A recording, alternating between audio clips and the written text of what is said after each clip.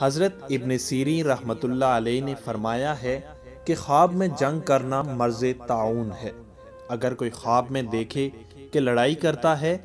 تو دلیل ہے کہ مرض طاعون کا خوف ہے،